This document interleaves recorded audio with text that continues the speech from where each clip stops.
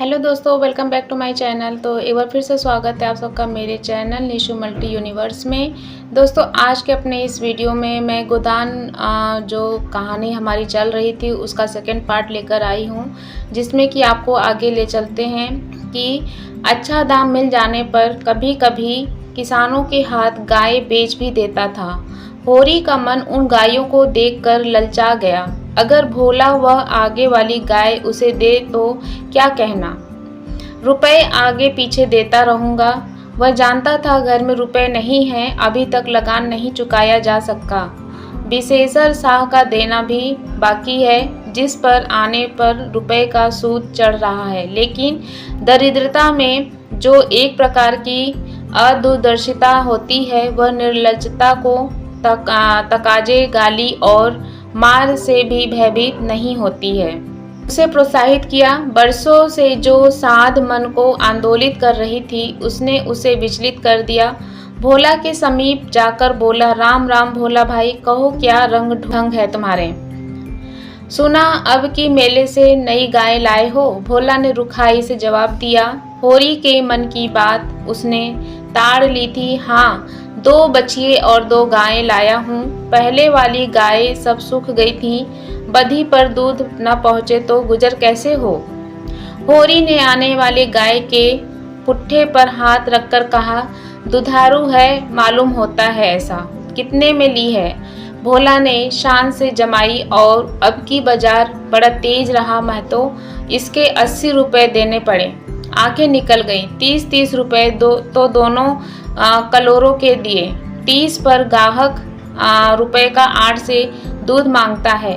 बड़ा भारी कलेजा है तुम लोगों की भाई, लेकिन फिर लाए भी तो वह माल की या 10-5 गांवों में तो किसी के पास निकलेगी भी नहीं। भोला पर नशा चढ़ने लगा। बोला, राय साहब इसके 100 रुपए देते थे, दोनों कलोरों के 50-50 रुपए, लेकिन हमने न दिए। भगवान ने चाहा तो 100 रुपए इसी बयान में पीट लूँगा। इसमें क्या संदेह भाई, मालिक क्या खा के लेंगे। नजराने में मिल जाए तो भले ले ले। यह तुम ही लोगों का गद्दार है, खुदार है कि अंजलि भर रुपए तकदीर के भरोसे गिन देते हो। यही जी चाहता है कि इसके दर्शन करता रहूं।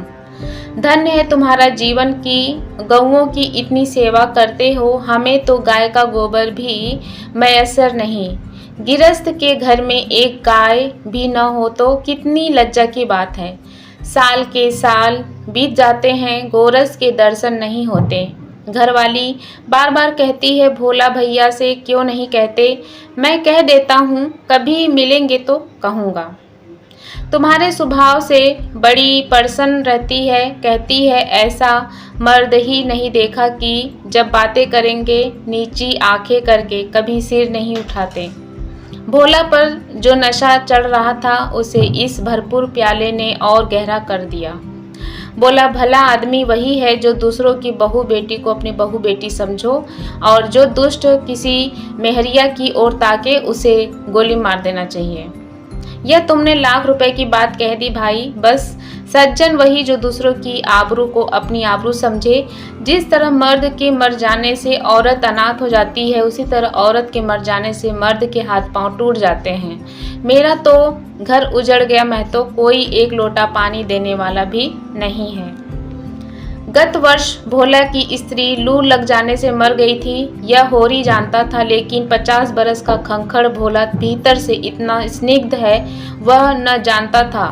स्त्री की लालसा उसकी आंखों में सजल हो गई थी। होरी को आसन मिल गया। उसकी व्यवहारिक कृषक बुद्धि सजग हो गई। पुरानी मसल झूठी थोड़ी है, बिन घरनी घर भूत का डेरा, कहीं सगाई नहीं ठीक कर लेते। ताक में हूँ महतो, पर कोई जल्दी फंसता नहीं। 150 खर्च करने को भी तैयार हूँ, जैसी भगवान की इच्छा। अब मैं भी फिक्र में रहूँगा, भगवान चाहेंगे तो जल्दी घर बस जाएगा। बस यही समझ लो कि उबर जाऊंगा भैया। घर में खाने को भगवान का दिया बहुत है। 4 पसेरी रोज दूध हो जाता है, लेकिन किस काम का। मेरे ससुराल में एक मेहरिया है, 3-4 साल हुए उसका आदमी उसे छोड़कर कलकत्ते चला गया। बेचारी पिसाई करके गुजर कर रही है, बाल बच्चा भी कोई नहीं है। देखने सुनने में अच्छी है, बस लक्ष्मी समझ लो। भोला का सिकुड़ा हुआ चेहरा जैसे चिकना गया। आशा में कितनी सुधा है। बोला, अब तो तुम्हारी ही आसरा है महतो, छुट्टी हो तो चलो एक दिन देख आते हैं। मैं ठीक ठाक करके तब तुमसे कहूँगा। बहुत उतावली करने से भी काम बिगड़ जाता है। जब तुम्हारी इच्छा हो तब चलो, उतावली काहे की। इस कबरी पर मन ललचाया है हो तो ले लो। एक गाय मेरे मान की नहीं है दादा। मैं तुम्हें नुकसान नहीं पहुंचाना चाहता। अपना धर्म यह नहीं है कि मित्रों का गला दबा दूं। जैसे इतने दिन बीते हैं वैसे और भी दिन बीत जाने दो। तुम तो ऐसी बातें करते हो होरी जैसे हम तुम दो हैं। तुम गाय ले जाओ, दाम जो हो दे देना। जैसे मेरे घर की रही वैसे तुम्हारे घर पे रहेगी। 80 रुपये में ली थी, तुम 80 रुपये में ही मुझे दे देना। लेकिन मेरी पास नगद नहीं है दादा, समझ लो। तुमसे नगद मांगता कोई है भाई। होरी की छाती गज भर की हो गई।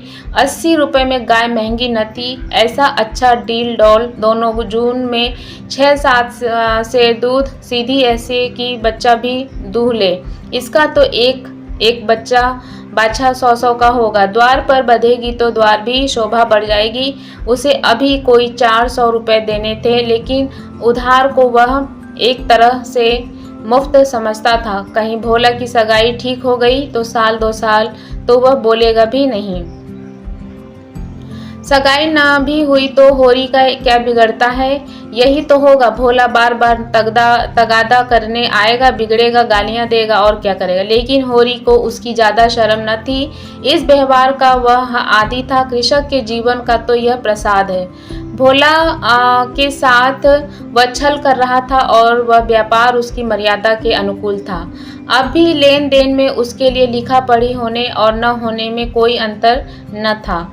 सूखे की विपदाएं उसके मन को भी बनाए रहती थी। ईश्वर का रौद्र रूप सदैव उसके सामने रहता था, पर यह छल उसकी नीति में छल न था। यह केवल स्वार्थ सिद्धि थी और यह कोई बुरी बात न थी। इस तरह का छल तो वह दिन रात करता रहता था। पर मैं घर में 2-4 रुपए पड़े रहने पर भी महाजन के सामने कस्में खा जाता था कि 1 पाई भी नहीं है। सन को कुछ गीला कर देना और रुई में कुछ बिनौले भर देना उसकी नीति में जायज़ था। और यहाँ तो केवल स्वार्थ न था, थोड़ा सा मनोरंजन भी था। बुढ़ों का बुढ़मभस हास्यास्पद वस्तु है और ऐसे बुढ़ों में अगर कुछ ऐंठ भी लिया जाए तो कोई दोष पाप नहीं है। भोला ने गाय की पगैया होरी के हाथ में देते हुए कहा, ले जाओ महतो, तुम भी याद रखोगे। ब्याते ही 6 सेर दूध ले लेना। चलो, मैं तुम्हारे घर तक पहुंचा देता हूँ। शायद तुम्हें अनजान समझकर रास्ते में कुछ दिन डिग करे। अब तुमसे सच कहता हूँ मालिक 90 रुपये देते थे, पर उनके यहाँ गऊओं की क्या कदर। तुम मुझसे लेकर किसी हाकिम हुक्काम को दे देते। हाकिमों को गऊ की सेवा में से मतलब होता है। वह तो खून चूसना भर जानते हैं। जब तक दूध देती है रखते हैं, फिर किसी के हाथ बेच देते हैं। किसके पल्ले पड़ती कौन जाने। रुपया ही सब कुछ नहीं होता है भैया, कुछ अपना धर्म भी तो होता है। तुम्हारे घर आराम से रहेगी तो यह न होगा कि तुम आप खा कर सो रहे हो और गऊ बेचारी भूखी है। उसकी सेवा करोगे, चमकाओगे, गऊ हमें आशीर्वाद देगी। तुमसे क्या कहूँ भैया, घर में चंगुल भर भी भूसा नहीं रहा। रुपए सब बाजार में निकल गए। सोचा था महाजन में से कुछ लेकर भूसा ले लेंगे, लेकिन महाजन का पहला ही नहीं चुका पाया, उससे इनकार कर दिया। इतने जानवरों की क्या खिलवाएंगे, यही चिंता मारे डालती है। चुटकी चुटकी भर खिलाऊं तो मन भर रोज का खर्च है, भगवान ही पार लगाए। होरी ने सहानुभूति के स्वर में कहा, तुमने हमसे क्यों नहीं पहले कहा, हमने 1 गाड़ी भूसा बेच दिया। भोला ने माथा ठोक कर कहा, इसीलिए नहीं कहा भैया कि सबसे अपना दुख क्यों रोऊं। बांटता कोई नहीं है, हंसते सब हैं। जो गायें सूख गई हैं उनका गम नहीं, पत्ती सत्ती खिलाकर जिला लूंगा। लेकिन अब यह तो राती बिना नहीं रह सकती है। हो सके तो 10-20 रुपए भूसे के लिए दे दो। किसान पक्का स्वार्थी होता है, इसमें संदेह नहीं। उसकी गांठ से रिश्वत के पैसे बड़ी मुश्किल से निकलते हैं। भाव में तो वह चौकस होता है। ब्याज की एक एक पाई छुड़ाने के लिए वह महाजन की घंटों चौकरी करता है। जब तक पक्का विश्वास न हो जाए वह किसी के फुसलाने में नहीं आता, लेकिन उसका संपूर्ण जीवन प्रकृति से स्थायी सहयोग है। वृक्षों में फल लगते हैं, उन्हें जनता खाती है। खेती में अनाज होता है, वह संसार के काम आता है। गाय के थन में दूध होता है, वह खुद पीने नहीं जाती है, दूसरे ही पीते हैं। मेघों से वर्षा होती है, उससे पृथ्वी तृप्त होती है। ऐसी संगति में कुत्सित स्वार्थ के लिए कहाँ स्थान है। तो होरी जो है किसान था और किसी के जलजे हुए घर में हाथ सेकना उसने सीखा ही नहीं था। भोला की संकट कथा सुनते ही उसकी मनोवृत्ति बदल गई। पगहिया को भोला के हाथ में लौटाता हुआ बोलता है, रुपए तो हाँ दादा मेरे पास नहीं है, हाँ थोड़ा सा भूसा बचा है वह तुम्हें दूंगा, चलकर उठवा लो। भूसे के लिए तुम गाय बेचोगे और मैं लूँगा, मेरे हाथ न कट जाएंगे। भोला ने आद्र कट से कहा, तुम्हारे बैल भूखों न मरेंगे, तुम्हारे पास भी ऐसा कौन सा बहुत सा भूसा रखा हुआ है।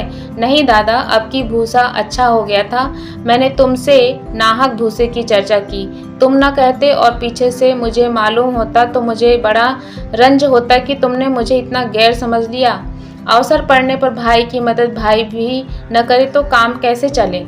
मुद्रा या गाय तो लेते जाओ, और अभी नहीं दादा फिर ले लूँगा, तो भूसे के दाम दूध में कटवा लेना। दोस्तों आज के इस गोदान की इस कहानी में पार्ट 2 तक इतना ही। आगे की स्टोरी में लेकर आएंगे कि आगे क्या जो भोला है वो होरी को गाय देता है या नहीं देता है, आगे की उपन्यास में हम जानेंगे। तो बस दोस्तों आज के लिए इतना ही, मिलते हैं अपने एक नए वीडियो के साथ, तब तक के लिए बाय बाय, सी यू।